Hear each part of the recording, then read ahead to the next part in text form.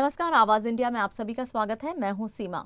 पुणे के कुंदमाला पुल हादसे पर शिवसेना उद्धव दल के सांसद संजय राउत ने तीखा हमला बोला है। उन्होंने केंद्र और राज्य दोनों सरकारों को अपशकुनी सरकार बताया और कहा कि नई सत्ता के आते ही अपशकुन शुरू हो गए हैं।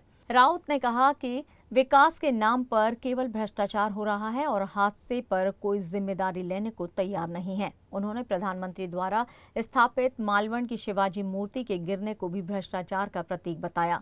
राउत का कहना है कि जहां करोड़ों की मूर्तियां गिर रही हैं, वहां पुलों की क्या हालत होगी, इसका अंदाजा लगाया जा सकता है। कुंदमाला पुल हादसे को लेकर उन्होंने संरक्षक मंत्री अजित पवार से जवाब मांगा कि आप जिम्मेदारी लेंगे।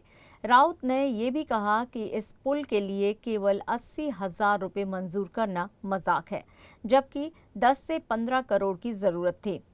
राउत ने पूछा, अगर पैसा मंजूर हुआ था तो फिर पुल क्यों नहीं बना, पैसा गया कहां? संजय राउत ने हादसे में जान गंवाने वालों के लिए सरकार को दोषी ठहराया और लापरवाही का केस दर्ज करने की मांग की है। राउत ने मुख्यमंत्री और अजित पवार दोनों से जवाबदेही तय करने को कहा है। राउत का कहना है कि जहां जहां हादसे हो रहे हैं, वहां रविंद्र चौहान का नाम क्यों आता है। उन्होंने तंज कसते हुए कहा है कि इस सरकार में मंत्री भ्रष्टाचार करते हैं और फडणवीस सिर्फ नाक से प्याज छीलते हैं। कल आपने देखा होगा मालवण में छत्रपति शिवाजी महाराज का जो स्टैचू है, उनको भी फिर एक बार धक्का पहुंचा है, जमीन धंस गई है तो चबूतरा।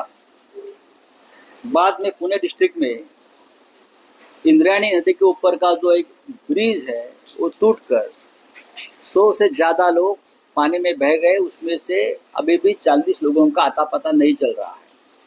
ये बहुत बड़ा हादसा है। और पुणे के गार्डियन मिनिस्टर, जिसे हम पालक मंत्री कहते हैं, वो अजित पवार है। वो पुल दुरुस्त करने के लिए, बनाने के लिए सरकार ने पहले से ही 8 करोड़ रुपए की मंजूरी दी थी,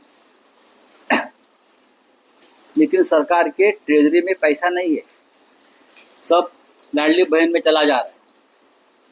तो इस प्रकार से अपघात, एक्सीडेंट होकर लोग मारे जा रहे हैं।